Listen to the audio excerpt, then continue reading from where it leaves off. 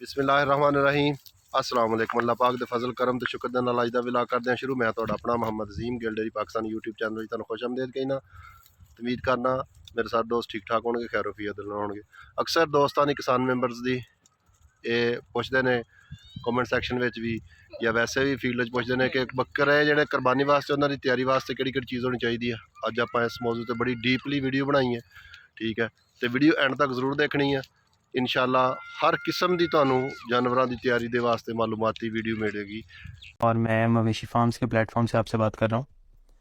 आप में से बहुत सारे लोगों का ये सवाल था कि हम कुर्बानी की बकरों को फरबा करने के लिए क्या खुराक दें जिससे हमारा जानवर अच्छे तरीके से वेट गेन कर सके।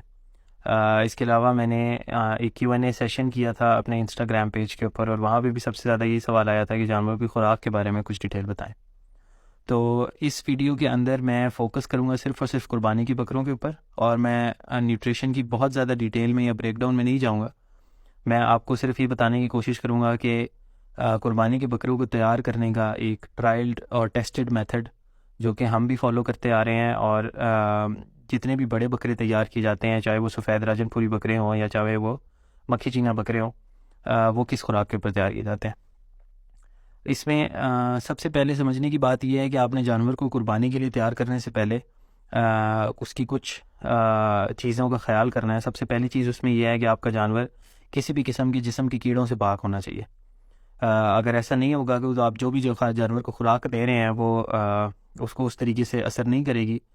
तो हमने जानवर को कीड़ों से पाक करना है, और उसके लिए हमने दो तरह से दवाई देनी है। एक दवाई हमने उसके पेट के कीड़ों के लिए देनी है, और दूसरी दवाई हमने उसकी स्किन के कीड़ों के लिए देनी है। पेट के कीड़ों के लिए इसे ओरल डिवर्मिंग भी कहा जाता है, और उसके लिए बहुत सारी दवाइयाँ मार्केट में अवेलेबल होती हैं। सबसे इम्पॉर्टेंट और सबसे जो कॉमनली यूज़ होती है उनमें थंडर, निज़ान प्लस और पंच के नाम से दवाई आती है। इनमें से जो भी आपको इजीली अवेलेबल हो आप वो दवाई ले लें, और आपने उस दवाई के ऊपर जो भी वज़न के हिसाब से मिकदार लिखी हुई है उस मिकदार के हिसाब से आपने जानवर को दवाई पिलानी है।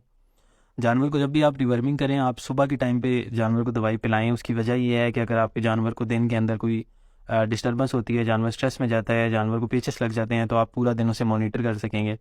अगर तो 24 घंटे के अंदर उसके पेचेस रुक जाते हैं तब तो कोई परेशानी नहीं है। अगर 24 घंटे के अंदर उसके पेचेस नहीं रुकते तो आप पेचेस रोकने के लिए कोई दवाई दे सकते हैं, जिसमें आप साइवाकनोल इंजेक्शन का इस्तेमाल कर सकते हैं, या फिर आप इनक्योर 10 इंजेक्शन का इस्तेमाल कर सकते हैं।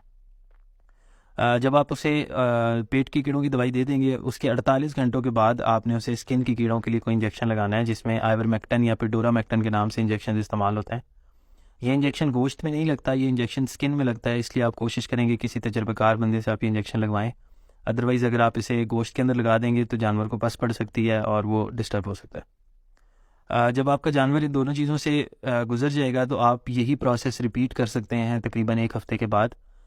यानी ये दोनों काम जब हो जाएं, दोनों कामों के दरमियान आपने 48 घंटे का वक्फा दिया और आपने ओरल डिवर्मिंग भी कर दी और स्किन की डिवर्मिंग भी कर दी, उसके 1 हफ़्ते के बाद आप इसी प्रोसेस को रिपीट कर सकते हैं, ताकि आपका जानवर मुकम्मल तरीके से कीड़ों से पाक हो जाए। इसके अलावा आपने वैक्सीनेशन भी करवानी है जानवर की। हर इलाके के हिसाब से गवर्नमेंट ने वैक्सीनेशन चार्ट्स दिए होते हैं, जिसके अंदर ये लिखा होता है कि किस वक्त में किस इलाके में कौन सी वैक्सीनेशन की जानी चाहिए। इस वीडियो को रिकॉर्ड करने के टाइम पे मैं अप्रैल में ये वीडियो रिकॉर्ड कर रहा हूँ, और लाहौर, इस्लामाबाद, पिंडी वाला जो रीजन है हमारा, यहाँ पे ETV की वैक्सीनेशन का टाइम है। तो आपने ETV की वैक्सीनेशन करानी है। वो आपको किसी भी सरकारी वेटनरी हॉस्पिटल से वैक्सीनेशन मिल जाएगी। उसका फ़ायदा ये होगा, ETV बेसिकली इंटारोटॉक्सिनिया, आंतड़ियों के जहर के नाम से जाना जाता है, और ये एक बहुत ही मुहलिक बीमारी है। अगर आपका जानवर ETV में मुब्तला हो जाता है तो उसकी सडन डेथ हो सकती है। तो आपने कोशिश करनी है कि अगर पॉसिबल हो तो आपने अपने जानवर की वैक्सीनेशन ज़रूर करानी है। उम्मीद करना कि मेरा अज का ब्लॉग तुहानूं बड़ा प्यारा लगा होगा। दुआओं च याद रखना है तो वीडियो में शेयर लाजमी करा करो ताकि दूसरे किसान मैंबर्स का भी फायदा हो सके। फी अमान अल्लाह, अल्लाह हाफिज़।